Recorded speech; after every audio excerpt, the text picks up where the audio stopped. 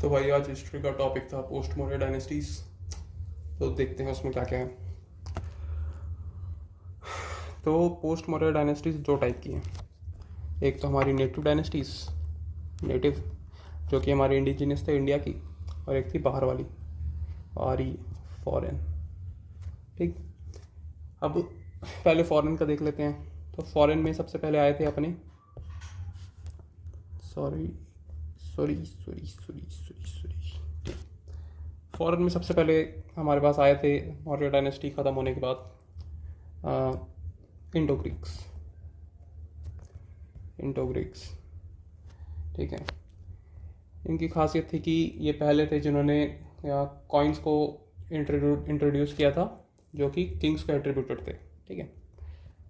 First to introduce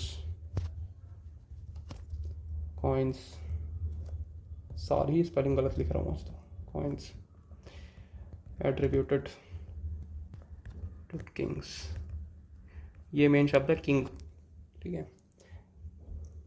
ये हो गया। ठीक। इन्होंने इन्हीं के कारण गांधार आर्ट आया था इंडिया में, जिसको हेलेनिस्टिक आर्ट भी बोलते हैं। ठीक। Proponents of Gandhara, Gandhara art या फिर हेलेनिस्टिक आर्ट, हेलेनिस्टिक आर्ट, ये हो गया। इनका एक फेमस वो था रूलर, एक ही था, बाकी याद करने की ज़रूरत नहीं है, मिलिंद। मिलिंद तो ये फेमस क्यों था? मिलिंद बोलते हैं या फिर मिनेंडर बोलते हैं, मिनेंडर या मियांडर, नहीं मियांडर थोड़ी होगा मियांडर तो दूसरा चीज़ हो गया, मिनेंडर। मिलिंद या बोलते थे या मिनेंडर, राइट। तो ये फेमस इसलिए है क्योंकि ये जनाब वो हो गए थे, बुद्धिज़्म में कन्वर्ट हो गए थे। एक बुद्धिस्ट मॉन्क था, क्या नाम था उसका, नागसेन। हाँ, नागसेन के उसमें आके इन्फ्लुएंस में आके कन्वर्ट हो गए थे। तो एक बुक लिखी है इनके ऊपर किसी ने, मिलिंद पानु, मिलिंद पानु, जिसमें कि कन्वर्जेशन लिखी हुई है नागसेन और मिलिंद के बीच में। ये कौन सी लैंग्वेज में है? पाली लैंग्वेज में है, Pali. Convo, convo between Milind and Nagasen. ठीक है। इंडो ग्रीक्स है तो ग्रीक्स को यवन प्रिय बोला जाता था, वर कॉल्ड यवन प्रिय। यवन प्रिय क्यों? क्योंकि यवन मतलब होता है स्पाइसेस और प्रिय मतलब पसंद करने वाला। तो अलग अलग मतलब होते हैं प्रिय के, लेकिन इस कॉन्टेक्स्ट में है पसंद करने वाला। तो उनको स्पाइसेस बहुत पसंद थे, इसलिए उनको यवन प्रिय बोला जाता था, राइट। और हाँ, ये पहले रूलर थे इंडो ग्रीक्स जिन्होंने ना सिर्फ किंग्स को एट्रीब्यूट करके कॉइन्स रिलीज़ किए थे, इंट्रोड्यूस किए थे, बल्कि गोल्ड कॉइन्स भी पहली बार इंट्रोड्यूस किए थे इंडिया में। First to issue gold coins, यही लेके आए थे पहली बार। अब धीरे धीरे करके इंडो ग्रीक्स ख़त्म हो जाते हैं, फिर इंडो ग्रीक्स को रिप्लेस कर देता है शाकास। कहाँ चला गया? फिर आ जाते हैं शाकास या फिर सिंथियंस। सिंथियंस, साइथियंस, सॉरी सिंथियंस नहीं भाई, साइथियंस।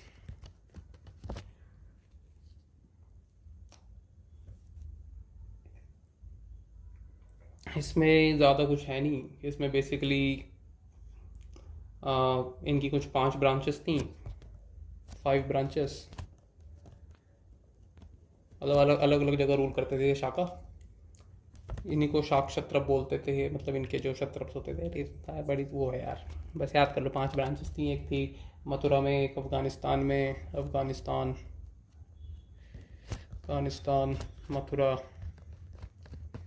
मथुरा, पंजाब, मथुरा कहाँ चला गया, पंजाब। और उज्जैन था, उज्जैन में थी एक ब्रांच, और एक वेस्टर्न इंडिया में थी। वेस्टर्न इंडिया में जो थी उनको वेस्टर्न क्षत्रप्स भी बोलते थे, वेस्टर्न इंडिया। हो गए ना 5, 1 2 3 4 5 हो तो गया भाई, और क्या करेगा। इनका सबसे एक फेमस शाक रूलर था रुद्रदमन।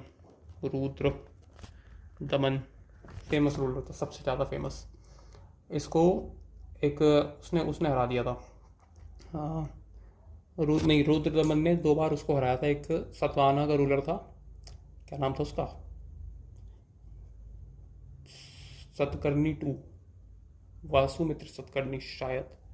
सतवाहना रूलर था, नहीं, वशिष्ठ पुत्र सतकर्णी, उसको 2 बार हराया था ये रुद्रदमन।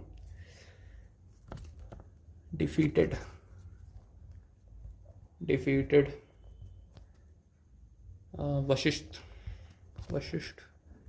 पुत्र सतकर्णी, सतवाहना का था ये, सतवाहना। और कोइंसिडेंटली इनफ या फिर सरप्राइजिंगली इनफ, यही प्राणी इसका सन इन लॉ था। सन इन लॉ मतलब मजे लेता था, देख रहा, बेटी की शादी करवा दिया और हरा भी रहा उसको, मतलब अलग ही की का चैट रुद्रदमन। और रुद्रदमन से एक वो है कि इंटरेस्टिंग फैक्ट है कि ये पेट्रन था संस्कृत का, पेट्रन ऑफ संस्कृत। ठीक, इसने जूनागढ़ रॉक इंस्क्रिप्शन लिखवाया था, जो कि वहाँ पे था सुदर्शन लेक में। जूनागढ़ इंस्क्रिप्शन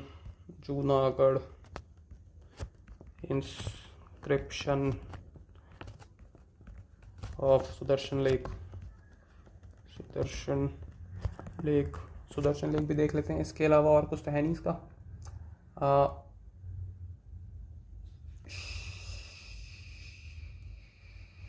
नहीं, और कुछ तो है नहीं। नहापाना भी एक रूलर था इनका, लेकिन नहापाना ने कुछ तो किया था। नहापाना कोई नहीं, बाद में याद आएगा तो बता देंगे नहापाना का। फिलहाल सुदर्शन लेक देख लेते हैं। सुदर्शन लेक इंटरेस्टिंग चीज़ है। सुदर्शन लेक, इसको सबसे पहले कंस्ट्रक्ट कराया गया था, was constructed by Chandragupta Maurya का एक वो हुआ करता था गवर्नर, हाँ क्या नाम था उसका, पुष्यगुप्त, बाय पुष्यगुप्त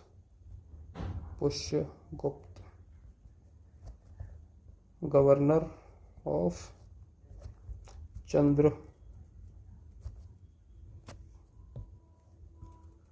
चंद्रगुप्त मौर्य। ठीक, इन्होंने सबसे पहले बनवाया था। फिर एक वो था, क्या है यार, एक अशोका का कोई गवर्नर था, तुषापा करके, तुषापा, गवर्नर ऑफ अशोका मतलब उस एरिया में जो गवर्नर था अशोका का, उसने इसी क्या बोलते हैं लेक के ऊपर डैम कंस्ट्रक्ट करवाया था। Governor of Ashoka constructed a dam on this lake. Governor नहीं था, मेरे को जहाँ तक ध्यान आ रहा है अशोका के टाइम पे करवाया था।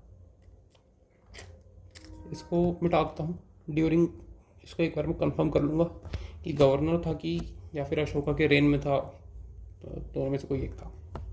ठीक है, फिर इसके बाद इसका बहुत सालों तक ऐसे ही पड़ा रहा ये। तो इसका पहला रिकंस्ट्रक्शन करवाया था रुद्रदमन ने, फर्स्ट रिकंस्ट्रक्शन बाय रुद्रदमन का एक वो था गवर्नर, सुरविशाखा, क्या सुरविशाखा बोलते थे भाई, सुरविशाखा,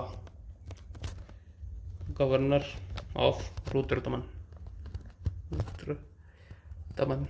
ठीक है, अब रुद्रदमन ने करवा दिया, तब एक फाइनल रिकंस्ट्रक्शन करवाया था, सेकंड रिकंस्ट्रक्शन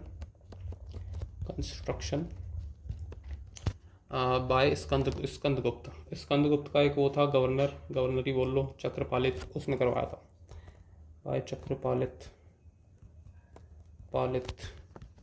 गवर्नर ऑफ स्कंदगुप्ता।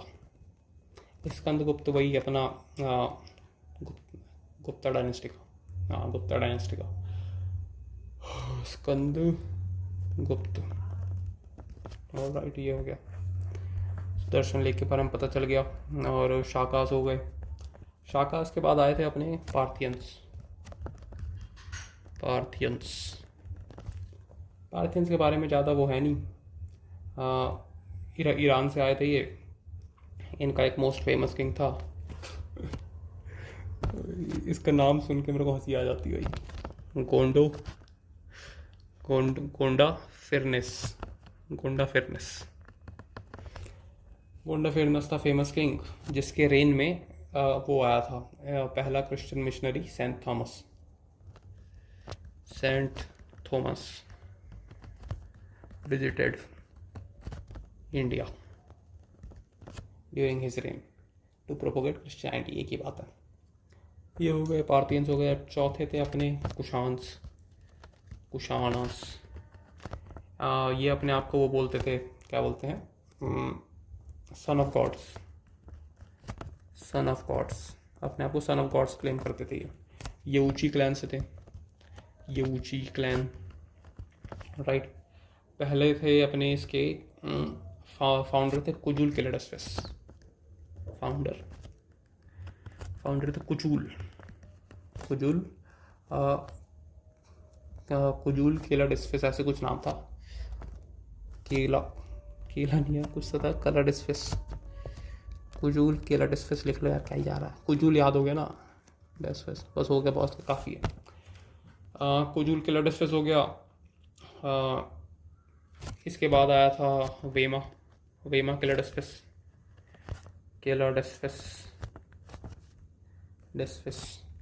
इसी का पुत्र था कनिष्क किलेडस्फेस, ठीक। कनिष्क के बारे में क्या है कि ये हमको कहाँ से पता चला कि ये वेमा का पुत्र था, तो कनिष्क का वॉज सन क्यों लिख रहा भाई, सन ऑफ वेमा। ये हमें कहाँ से पता चला कि सन ऑफ वेमा है, तो रबातक इंस्क्रिप्शन से। जो कि अभी वहाँ पे है अफगानिस्तान में। ठीक, वहाँ से हमको पता चला कि ये वो है। और कनिष्क के बारे में ये है कि कनिष्क ने वो करवाया था, फोर्थ बुद्धिस्ट काउंसिल ऑर्गेनाइज करवाया था, ठीक है। और ये महायाना का वो था, बहुत ही बड़ा proponent, patron of Mahayana Buddhism.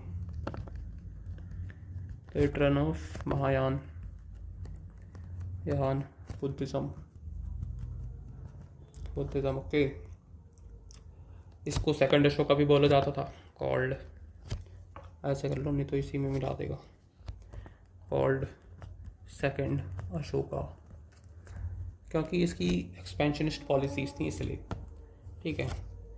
और इसने साक एरा चालू किया था 78 एडी में साक एरा चालू किया था, साक एरा, जिसको आज government of India as a official calendar use करती है, ठीक।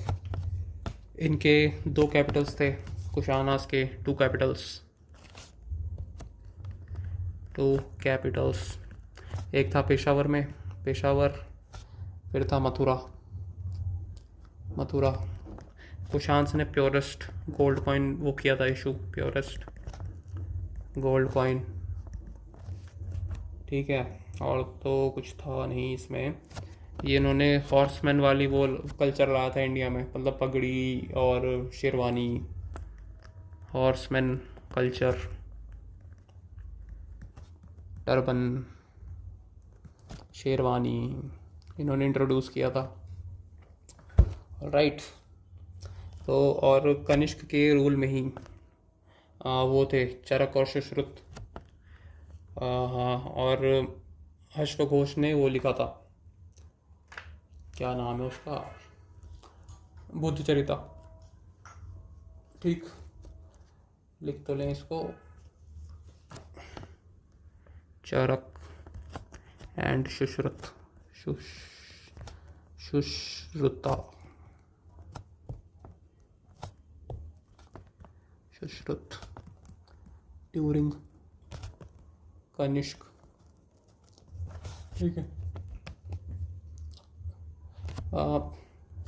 पेटरनाइज कनिष्क ने किया था, सॉरी चरक ने नहीं, यहाँ भी जा रहा भाई, कनिष्क ने पेटरनाइज किया था। पेटरनाइज्ड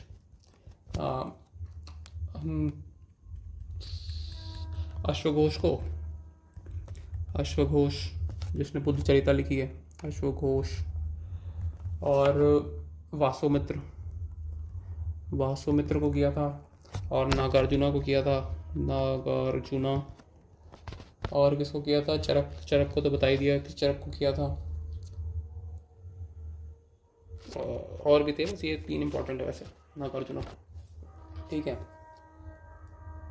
और क्या था? बस इतना ही था इसमें तो।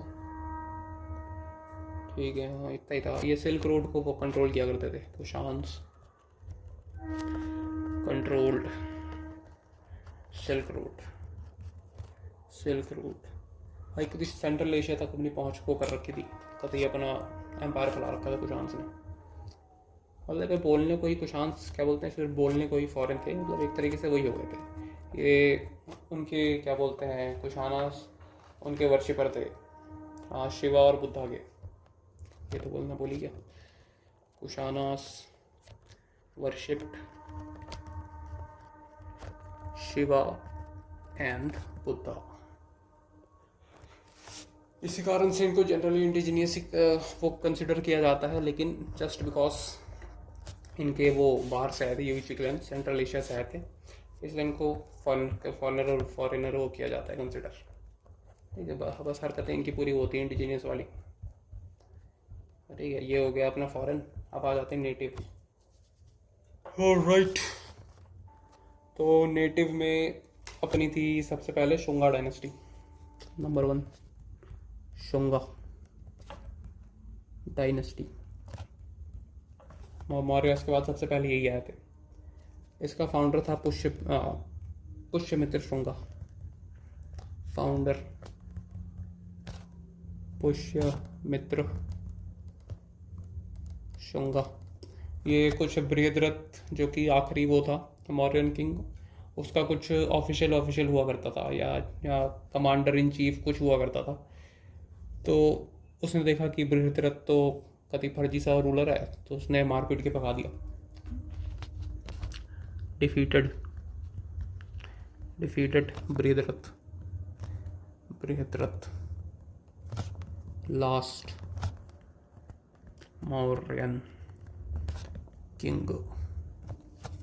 राइट। और क्या है पुष्यमित्र के बारे में, मतलब वो कहानियाँ है, अब तो पता नहीं कितनी सच है कितनी नहीं है, वैसे सच ही होंगी। कि उसने बुद्धिस्ट स्तूपास को वो तोड़वा दिया था। फिर उसका कोई बेटा आया था, अग्निमित्र। उसने अपने पिता के क्या बोलते हैं बुरे कर्मों को मद्देनजर रखते हुए बुद्धिज्म को पेट्रनाइज किया था। बरहूत का स्तूपा बनवाया था। नहीं, बरहूत का स्तूपा वासुमित्र ने बनवाया था। एक सेकंड, तो वासुमित्र पहले आया था कि अग्निमित्र पहले आया था?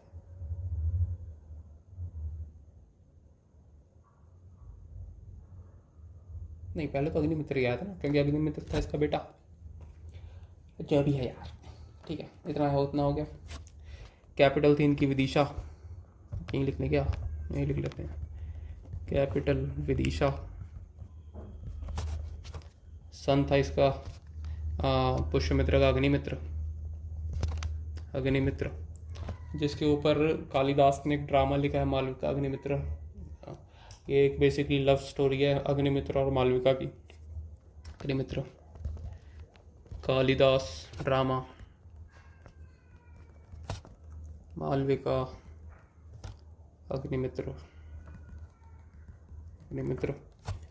अग्निमित्र ने पेट्रनाइज किया था बुद्धिज्म को। पेट्रनाइज्ड बुद्धिज्म। इसने बुद्धिज्म को वो किया था, मतलब अटैक किया था, उसके बेटे ने पेट्रनाइज किया था। तो बेसिकली बोल सकते हैं कि सेल्फ इंट्रोस्पेक्शन चल रहा था डायनेस्टी में। ऑलराइट, फिर कौन आया था? फिर शायद आया था वासुमित्र। नहीं, वासु मतलब बेसिकली ये है कि अग्निमित्र मतलब एक बरूद का स्तूपा है, उसका तोराना अग्निमित्र ने बनवाया था। Torana of Bharhut stupa, stupa made by Agnimitra. लिख ही देता हूँ यार, ठीक है। वासुमित्र ने शायद उसका वो करवाया था, रेनोवेशन। लिख लेता हूँ यहाँ पे ऐसे स्टार मार्क करके, बाद में आकर रिविजिट करके चेक कर लेंगे। वासुमित्र से रिलेटेड है बरूद स्तूपा,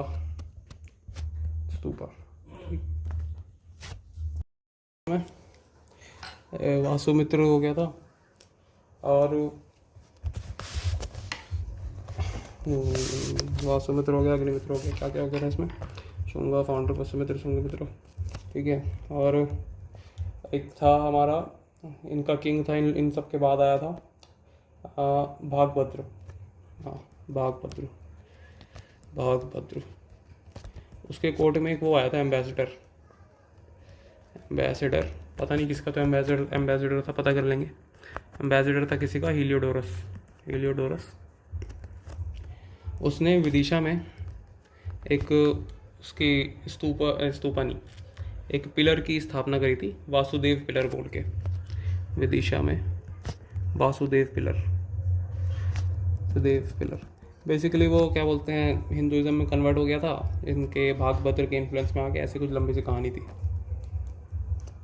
ठीक। ये हो गया, ये सब हो गया। एक था पतंजलि था पुष्यमित्र शुंग के उसमें कोर्ट में, Patanjali in court of Pushyamitra, ये हो गया। पतंजलि ने वो लिखा था महाभाष्य, रोट महाभाष्य, जिसमें उसने ये जानकारी दी थी कि पुष्यमित्र शुंग ने 2 अश्वमेध यज्ञ करवाए थे। पुष्यमित्र कंडक्टेड 2 अश्वमेध यज्ञ, ये हो गया। ये थी हमारी शुंगा डायनेस्टी। शुंगा के बाद आए थे हमारे कांडवा डायनेस्टी। इसमें ज़्यादा कुछ याद नहीं रखना है, बस इसमें यही याद रखना है कि इसका एक किंग था वासुदेव काणव था। उसने लास्ट शुंगा किंग देवभूति शुंगा को हरा दिया था। Vasudev Kanva defeated last Shunga ruler Devabhuti Shunga.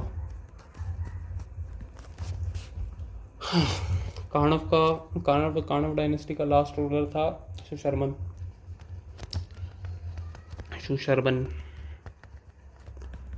Last ruler, ठीक है। ये सुशर्मन इम्पोर्टेंट इसलिए है क्योंकि सुशर्मन को सिमुका ने हराया था, जिसने सतवाहना डायनेस्टी की स्थापना करी थी। Was defeated by Simuka. Okay. Kanva को बोला जाता था शुंगाभित्या। काणव्स वर कॉल्ड शुंगाभित्या। क्यों? क्योंकि इन्होंने शुंगों को हराया था, बस इसलिए। और इसमें ज़्यादा इम्पोर्टेंट है नहीं। एक छेदी डायनेस्टी की फिर आई थी, वो मतलब इनके बीच में आई थी कहीं, ऐसा नहीं है कि क्रोनोलॉजी वाइज चल रहा है, मतलब कांडवा और सतवाहना के बीच में आई थी छेदी डायनेस्टी। इन दोनों से उनका कोई रिलेशन नहीं है। छेदी डायनेस्टी बोलते हैं या फिर छेती भी बोलते हैं, छेदी साउंड्स बेटर। डायनेस्टी, इसमें एक चीज़ इम्पॉर्टेंट है कि इनका एक रूलर था खारवेल उसने हाथी गुम्फा इंस्क्रिप्शन को वो करवाया था, बनवाया था। खारवेल हाथी गुम्फा, हाथी गुम्फा इंस्क्रिप्शन। ये बेसिकली फाउंडर नहीं था छेदी डायनेस्टी का, ये दूसरा या तीसरा रूलर था, ठीक है। इसने गोदावरी तक अपना किंगडम पुश किया था, किंगडम टिल गोदावरी तक इसका किंगडम था। ये जैनिज़्म को फॉलो करता था, जैन फॉलोअर, ठीक। इसने रेसिडेंशियल केव्स बनवाए थे जैन मंक्स के लिए उदयगिरी की पहाड़ी में। उदयगिरी और खंडगिरी केव्स के नाम से फेमस है ये उड़ीसा में। Jain follower made Udayagiri and Khandagiri caves for Jain monks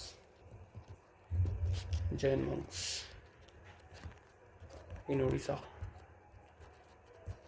ठीक है। ये हो गया और इसमें ज़्यादा कुछ है नहीं। फिर आ जाते हैं अपने सतवाहना चौथे।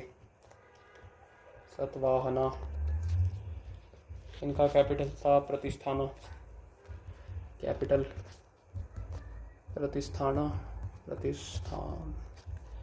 प्रतिस्थाना या फिर पैठन भी बोलते हैं। पैठन गौतमीपुत्र सतकर्णी के रूलर हुआ करते थे, उन्होंने इस सिटी की स्थापना करी थी। तो सतवाहना के फाउंडर थे सिमुका, जिसने सुशर्मन को हराया था। सिमुका, बस इसका और कुछ है नहीं। फाउंडर सिमुका थे। फिर आते हैं श्री सतकर्णी।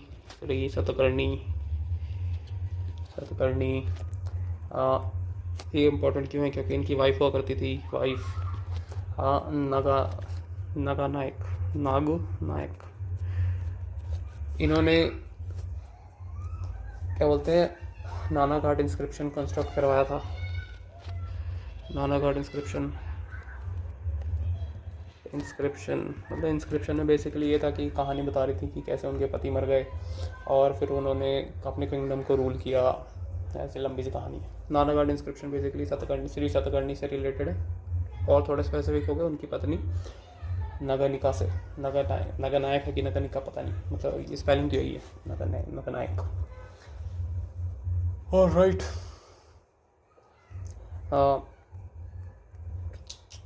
फिर आते हैं हमारे सतकर्णी टू।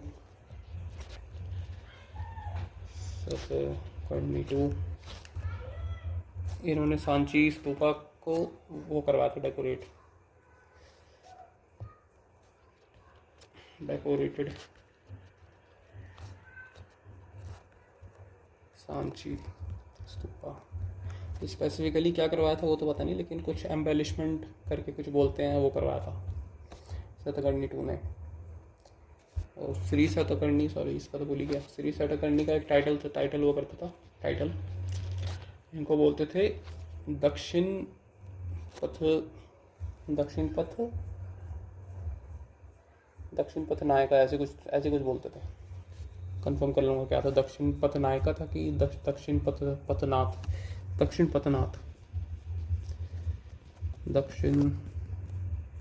पथनाथ ऐसे कुछ था इनका। दक्षिण पथनाथ टाइटल था श्री सतकर्णी का।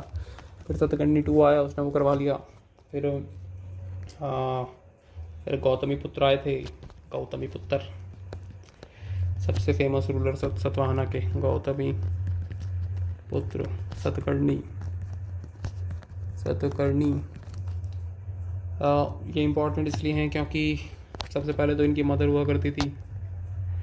मदर का था नाम गौतमी बालाजी नाम था। गौतमी, ऑब्वियसली गौतमीपुत्र, गौतमी बालाजी, ठीक है। इन्होंने एक इंस्क्रिप्शन बनवाया था जिसको बोलते हैं नासिक इंस्क्रिप्शन।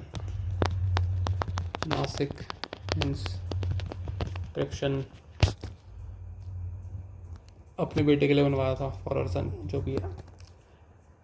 गौतमीपुत्र ने किसको हराया था? इसने नहापाना को हराया था, जो कि वेस्टर्न क्षत्रप का था, यहीं पे था ना, भी पढ़े थे उस समय, उसमें शाकास में। डिफीटेड नहापाना, नहापाना पाना ऑफ वेस्टर्न क्षत्रप लिख लेते हैं, वेस्टर्न क्षत्रप, क्षत्रप या फिर शाका। इसके लिए यही था, यही इम्पोर्टेंट था। फिर आता है हमारा इनका एक रूलर हुआ करता था, हला शतकर्णी। हला शतकर्णी नहीं, सिर्फ हला एक रूलर था। इसने वो लिखा था, एक किताब लिखी थी जिसका नाम है गाथा शतपथी। रोट गाथा सप्तसती गाथा सप्तसती। इसको लिखी थी प्राकृत में। प्राकृत में क्यों लिखी थी? क्योंकि सतवाहना का ऑफिशियल लैंग्वेज हुआ करता था प्राकृत में लिखी थी। ठीक है। फिर इसके बाद आया था वशिष्ठ पुत्र सतकर्णी। वशिष्ठ पुत्र सतकर्णी, ये वही प्राणी था जिसको रुद्रदमन ने दोबारा रहा था अपनी बेटी की शादी करवाने के बाद। Satakarni, married daughter of Rudradaman and got defeated by him twice। भाई मेरे साथ होता तो मैं तो उसकी बेटी से नजर ही नहीं मिला पाता। बताओ भाई, पता नहीं कब, बताओ यार कैसे, क्या ही बोलेगा। हाँ यार वशिष्ठ भाई, गलत बेइज्जती करवा ली। हाँ ये हो गया, वशिष्ठ पुत्र हो गया। फिर आते हैं हमारे एक था यजन श्री सतकर्णी। ये ज़्यादा इम्पोर्टेंट नहीं है, ये बस इसलिए इम्पोर्टेंट है कि क्योंकि इसके टाइम पे रोम और इंडिया के बीच में ट्रेड हुआ करता था, ट्रेड बिटवीन इंडिया एंड रोम। ठीक है, बस इतने ही रूलर हुआ करते थे, और इसके बाद भी थे पर लेकिन वो ज़्यादा इम्पोर्टेंट नहीं है। ये हो गया। अब थे कि सतवाहना जो थे वो लेड कॉइन इशू किया करते थे। Issued lead coin first time in India. Basically और भी कॉइन्स होते थे इनके, ब्रॉन्ज के भी होते थे, कॉपर के भी होते थे, लेकिन लेड कॉइन्स इनकी खासियत थी। ठीक है। और लैंड ग्रांट्स देते थे, land grants to Brahmins and Buddhists. मतलब इनका लैंड ग्रांट थोड़ा खास हुआ करता था। मतलब बाकी रूलर भी देते थे लैंड ग्रांट, लेकिन वो क्या करते थे कि वो उसके ऊपर निगरानी रखते थे। मतलब जैसे कि हफ्ता वसूली कर लिया वहाँ से, एग्रीकल्चर प्रोड्यूस ले लिया। इन्होंने जो लैंड ग्रांट दिए थे, इन्होंने बिल्कुल उनको फ्री कर दिया था कि बिल्कुल आपका राज्य इसके ऊपर, उस टाइप का। ओके, ये था वर्ण सिस्टम के अपहोल्डर बोला जाता है इनको, अपहोल्डर ऑफ वर्ण सिस्टम। ठीक है। गौतमी पुत्र का इसी से याद आया एक बात, अपने आप को एका ब्राह्मण बोला करता था। ये टाइटल एका ब्राह्मण